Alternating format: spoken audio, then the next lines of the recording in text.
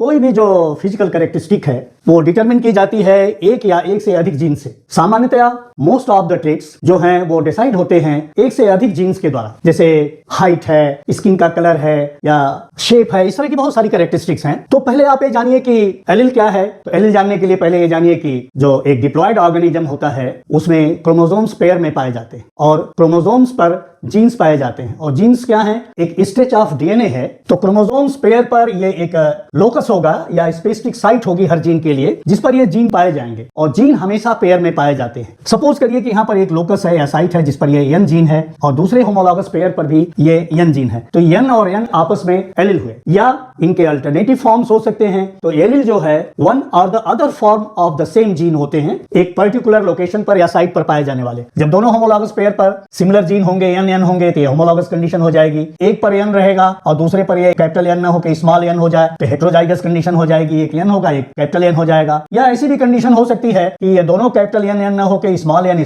हो जाए, दूसरे रूप में ये एलील आ जाए। तो उसमें कुछ न्यूक्लियोटाइड सीक्वेंसेस का चेंज हो जाता है या कुछ न्यूक्लियोटाइड्स जीन में जुड़ जाती हैं या कुछ निकल जाती हैं, कुछ चेंजेस आ जाते हैं जिनके कारण ये जीन्स चेंज हो जाते हैं और डिफरेंट एलील्स बनाते हैं। तो ये जो पॉपुलेशन है वो ग्रुप ऑफ ऑर्गेनिजम्स हैं जो एक ही स्पीसीज के होंगे और वो एक डिफाइंड जियोग्राफिकल एरिया में पाए जाएंगे। उस पॉपुलेशन में कितने इंडिविजुअल्स पर एक पर्टिकुलर एलील पाई जा रही है ये होगी एलील की फ्रीक्वेंसी। तो एक जो सामान्य कंडीशन ह्यूमंस में पाई जाती है कि स्किन का पिगमेंटेशन है या हेयर का कलर है या आईज का कलर है, तो ये कलर या पिगमेंटेशन जो है वो 99% इंडिविजुअल्स में ये पाया जाएगा और 1% ऐसे इंडिविजुअल होंगे जो पिगमेंटेशन को लैक करेंगे। तो ऐसे ह्यूमन जो पिगमेंटेशन को लैक करते हैं उनको एल्बिनिज्म कहा जाएगा। तो एल्बिनिज्म वाले जो पर्सन होंगे उसमें पिगमेंटेशन का लैक हो जाएगा और वो 1% हो जाते हैं। पॉपुलेशन जेनेटिक स्टडीज में परसेंटेज की जगह पर डेसिमल को प्रीफर किया जाता है लिखना। तो ये जो 99% है इसको लिखा जाएगा 0.99 और जो ये 1% है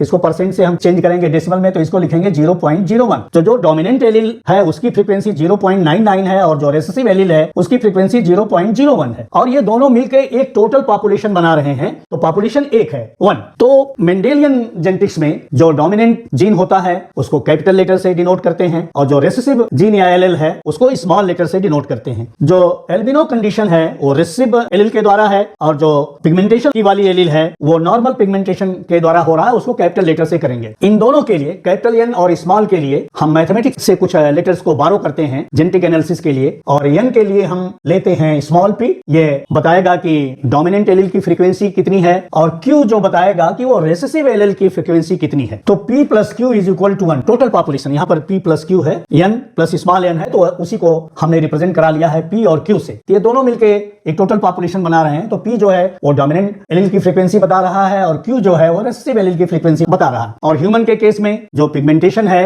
वो स्मॉल p है वो 0.99 है और जो स्मॉल q है वो 0.01 है। Since P plus Q is equal to 1, यहाँ पर देखिए लिख रहे हैं एक टोटल पॉपुलेशन। तो P की वैल्यू कितनी है 0.99 और Q की जो वैल्यू है डेसिमल में जो परसेंटेज था उसको हमने डेसिमल में कन्वर्ट कर लिया है तो 0.01। ये दोनों मिलके 1 बना रहे हैं। तो यदि हमें किसी एक एलील की फ्रीक्वेंसी नोन हो तो हम दूसरे एलील की फ्रीक्वेंसी को बहुत अच्छे ढंग से कैलकुलेट कर सकते हैं। जैसे एग्जांपल के लिए जो रिसेसिव एलील है जो पिगमेंटेशन कॉज नहीं कर पा रहा है, जो लैक कर रहा है, वो पॉपुलेशन में 25% है। तो मतलब Q जो है वो 25% है तो इसको 25% को हम डेसिमल में कन्वर्ट करेंगे वो हो जाएगा 0.25। Since P plus Q is equal to 1, यहाँ देखिए P plus Q is equal to 1 total population. P हमें जानना है और Q की वैल्यू है 0.25, ये दोनों मिलकर 1 बना रहे हैं। तो P कितना हो जाएगा 1 माइनस 0.25। तो P की वैल्यू जो हुई 0.75। तो जो डोमिनेंट एलील की फ्रीक्वेंसी है वो आ गई 0.75 या 75% जो इंडिविजुअल्स हैं पॉपुलेशन में वो डोमिनेंट एलील रखते हैं।